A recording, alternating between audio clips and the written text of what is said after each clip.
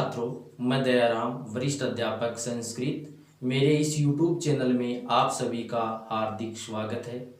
सबसे पहले जिन्होंने अभी तक मेरे इस YouTube चैनल को सब्सक्राइब नहीं किया है वो सब्सक्राइब करें, बेल आइकन का बटन दबाएं ताकि आने वाले वीडियोज़ के नोटिफिकेशन आपको मिलते रहे। अब देखो, बात करते हैं अगली संधि परस्यवरण की। कौन सी संधि? परस्यवरण।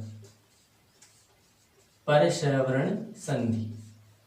अब देखो, परस्यवरण संधि नाम से पता चल रहा है कि पर यानी सामने वाला, सवर्ण यानी सम्मान वर्ण, कि सामने वाले का सम्मान वर्ण हो जाएगा, वो कौन सी होगी? परस्यवरण होगी। पहली बात। दूसरी बात, इस संधि के दो अर्थ लिए जाते हैं। पहले सामने वाले का सम्मान वर्ण, दूसरा सामने जो वर्ण है उसका पांचवा वर्ण। तो दो अर्थों में होगी ये। तो देखो, पहला देखते हैं कि परस्यवरण है, इसका सूत्र क्या है? परस्यवरण संधि। परस्यवरण संधि सूत्र है अनुस्वारस्य येई परस्यवरण है। अनुस्वारस्य येई परस्यवरण है। अब देखो, अर्थ क्या है? अनुस्वार से यानी अनुस्वार का, यही में कौन से वर्ण आएंगे? ये वर्ण आएंगे। ठीक है, तो ये वर्ण कौन से होते हैं? इनके लिए हमें कहाँ जाना होगा? माहेश्वरी सूत्रों में जाना होगा। तो देखो, है ये व्रत लण ये मैं ngण नम झ भै ये घ ढ ध से जय बै ग ड द से ख फ छ ठ तब क प ये से रे से रे और हल। अब ये देखना है, देखो ये यहाँ पर है और ये यहाँ पर है, तो ये बीच के वर्ण जो हैं ये क्या कहलाएंगे? ये वर्ण कहलाएंगे। अब कौन से वर्ण है? तो ये व रे ल, यानी ये अंतस्थ वर्ण हो गए। ठीक है, कौन से वर्ण बोलते हैं इनको? अंतस्थ वर्ण, ये व रे ल को। उसके बाद ये पांचवा वर्ण हो गया, ये चौथे वर्ण हो गए, ये तीसरे वर्ण हो गए, ये पहला और दूसरा वर्ण हो गया, इसमें भी पहला वर्ण है। तो कहने का मतलब है पहला, दूसरा, तीसरा, चौथा, पांचवा और अंतस्थ वर्ण, ये वर्ण क्या कहलाएंगे? ये वर्ण कहलाएंगे। अब देखो, देखना ये है कि इनमें छोड़ा कौन सा वर्ण है। तो देखो, है को छोड़ दिया है यहाँ पर, और यहाँ से है को यहाँ भी छोड़ दिया है।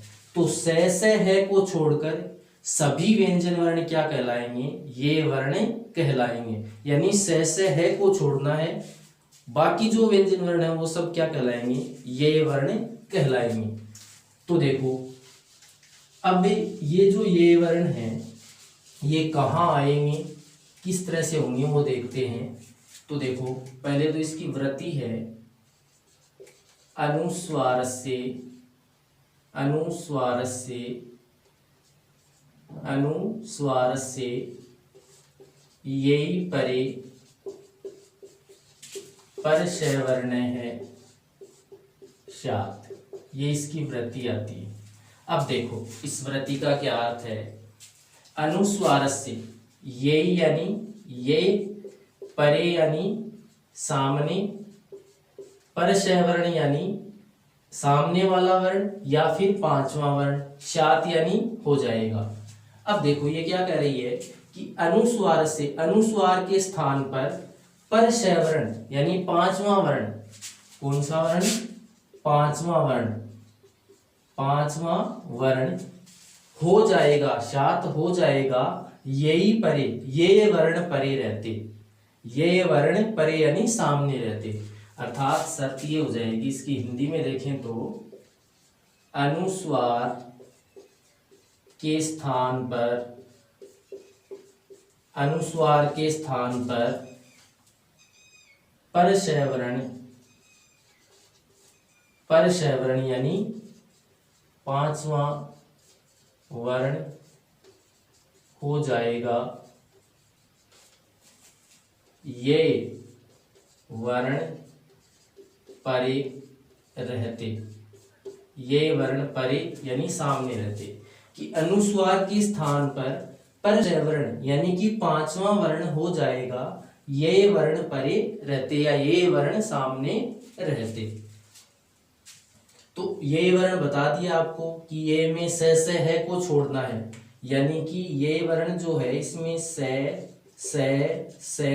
और है, ये वर्ण नहीं आएंगे। इनके अलावा से सभी व्यंजन वर्ण क्या कहलाएंगे, ये वर्ण कहलाएंगे। तो इनको छोड़कर सभी व्यंजन वर्ण जो आएंगे वो क्या होंगे, परे होंगे यानी सामने होंगे। तो अनुस्वार के स्थान पर उसी ये वर्ण का, जो ये वर्ण सामने है उसी ये वर्ण का पांचवा वर्ण हो जाएगा। तो देखो किस तरह से बनेगा, यानी कि अब ये कहां बनेगा, पदांत या अपदांत बनेगा। ये अपदांत बनेगा। कहां बनेगा, अपदांत। अपदांत का मतलब पूरा पद नहीं होगा, दोनों को मिलाएंगे, प्लस के बाद वाले और प्लस के पहले वाले को, तब बनेगा अपदांत।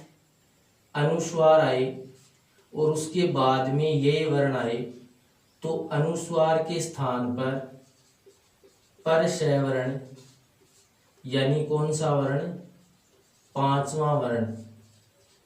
पांचवा वर्ण, परछय वर्ण का मतलब पांचवा वर्ण हो जाएगा ये वर्ण, यानी कि से है को छोड़कर सभी व्यंजन वर्ण क्या कहलाएंगे, ये वर्ण कहलाएंगे। से है को छोड़कर सभी व्यंजन वर्ण। ठीक है, तो इस ये का कौन सा वर्ण होगा, इस ये वर्ण का कौन सा वर्ण होगा, इसका पांचवा वर्ण होगा। कौन सा वर्ण होगा, पांचवा वर्ण होगा। ये इसकी शर्त है कि अपदांत अनुस्वार आए और उसके बाद में यदि ये वर्ण है तो उस ये वर्ण का पांचवा वर्ण हो जाएगा किसके स्थान पर, अनुस्वार के स्थान पर। जैसे उदाहरण देखें तो देखो, गुम यथा गुम प्लस फीतम। अब देखो गुम प्लस फीतम, अनुस्वार आ रहा है, अपदांत यानी पद बना हुआ नहीं है, सामने फे आ रहा है, तो फे का पांचवा क्या होगा, मैं। क्या रूप बनेगा, गु मैं फे। अब देखो जब मात्रा होती है सामने और आधा वर्ण होता है तो मात्रा उसके ऊपर से आती है, तो क्या बन जाएगा, गुम फीतम। इस तरह से उदाहरण हो जाएगा। इसी तरह से लुम प्लस ठितम, लुम प्लस ठितम, ठे आ रहा है और ठे जो आ रहा है ये वर्ण में है, तो इस ये वर्ण है इसका पांचवा वर्ण कौन सा होगा, अणे। लू अणे आधा है, ठे मात्रा कहां से आएगी, ऊपर से, तम, लुंठितम। इसी प्रकार से मुम प्लस डनम, डे आ रहा है तो डे किस में आ रहा है, ये वर्ण में, यानी ये में से है को छोड़कर कोई भी वर्ण आए तो डे आ रहा है, से है में नहीं आ रहा है, तो डे का पांचवा ये, डे का पांचवा क्या हो जाएगा, ये मु ये डैनम, क्या बन जाएगा, मुंडनम। तो इस प्रकार से सामने जब सामने ये वर्ण हो तो उस ये वर्ण के स्थान पर कौन सा वर्ण होगा, उस ये वर्ण के स्थान पर पांचवा वर्ण हो जाएगा। इसी प्रकार से देखो और उदाहरण है, जैसे आगे देखें तो देखो गम प्लस गा। अब देखो गे आ रहा है, गे का पांचवा, गे कै खे गे घेंगे, तो गे गे गा क्या बन जाएगा, गंगा। इसी तरह से सम प्लस जय है, जय आ रहा है, जय का पांचवा, ये क्या रूप बनेगा, से, ये जय है। इसी प्रकार से सम प्लस घ है, घ आ रहा है, घ का पांचवा ङ क्या बनेगा, संग घ है। यानी ध्यान ये रखना, बस अनुस्वार को हटाएंगे, उसकी जगह पांचवा रख देंगे। इसी प्रकार से साम प्लस तय है, अब तय का पांचवा न तो क्या बनेगा, शांत है। इसी प्रकार से काम प्लस ता, तय का पांचवा न क्या बनेगा, कांता। तो कहने का मतलब है कि सामने जो वर्ण है उसका पांचवा करना है, यानी सामने जो ये वर्ण आएगा उसका पांचवा होगा, और किसकी जगह होगा, अनुस्वार की जगह होगा, उसको हटा देंगे। तो इस प्रकार से इस संधि के उदाहरण होंगे, और बहुत सारे उदाहरण हैं। अब देखो इसका विच्छेद किस तरह से करेंगे, यानी विच्छेद का तरीका इसका क्या रहेगा। तो देखो जैसे संचय है, क्या है, संचय है। अब इसका विच्छेद करना है, क्या करना है, विच्छेद करना है, संधि विच्छेद। तो देखो पांचवा वर्ण आ रहा है और पांचवे के सामने उसी वर्ग का आ रहा है, ये ध्यान रखना है। यदि सामने उसी वर्ग का है तो देखो च आ रहा है, और च का क्या आ रहा है, पांचवा आ रहा है, तो इस पांचवे को बाहर निकाल देंगे। आगे क्या है, चय है, इधर क्या है, सय। अब देखो हमें पता है कि जो सामने वाले वर्ण का सम्मान वर्ण हो रहा है, मतलब परसय वर्ण है। अब परसय वर्ण किसकी जगह होता है, अनुस्वार की जगह। किसकी जगह, अनुस्वार की जगह। अब अनुस्वार कहाँ रखेंगे, जो इसके पहले वर्ण है वहां पर रखेंगे। तो पहले क्या है, से, तो से पर अनुस्वार, प्लस का चिन्ह, आगे क्या है, चय। तो सम प्लस चय है। ध्यान यही रखना है कि सामने जो वर्ण है उस वर्ण के सम्मान यदि पांचवा वर्ण, उसी वर्ग का यदि पांचवा वर्ण आ रहा है तो वहां पर परसय वर्ण संधि है, तो उस पांचवे को हटा देंगे, उसकी जगह अनुस्वार रखेंगे, और अनुस्वार उससे पहले, जहां अनुस्वार रखा उसके पहले जो वर्ण है उस पर रख देंगे, तो वह उसका क्या हो जाएगा, विच्छेद हो जाएगा। तो इस तरह से इसका क्या होगा, विच्छेद होगा।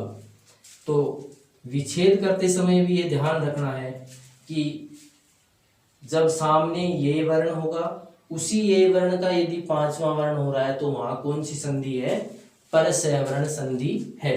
अब इसमें और बहुत सारे उदाहरण हैं, जैसे अलम प्लस कार्य है। अब कै का पांचवा ङ हो जाएगा, तो क्या बन जाएगा, अलंकार है। ठीक है, तो इस प्रकार से हम बहुत सारे उदाहरण देखते हैं कि ऐसे उदाहरण मिलते हैं जिसमें पांचवा वर्ण होता है, ठीक है, और सामने उसी वर्ग का होता है, तो वहां पर कौन सी संधि बनती है, परसय वर्ण संधि बनती है। अब देखो एक बार दोबारा इस शब्द को देखें तो देखो अपदांत। अपदांत का मतलब क्या है, इसको समझ लो कि जैसे ये अलम शब्द है और ये कार है, ये दोनों अलग अलग शब्द हैं, ठीक है। तो अलम है, ये कोई पद नहीं बना हुआ, पद नहीं है। कार है, ये भी कोई पद नहीं है, ठीक है। इन दोनों को मिलाएंगे तब क्या बना, अलंकार। ये क्या हो गया, पद हो गया पूरा, ठीक है। तो कहने का मतलब जब पद बनेगा, एक पद बनेगा तो वो तो पदांत हो जाता है, और अपदांत का मतलब जब दोनों को मिलाते हैं तब वो पद बनता है।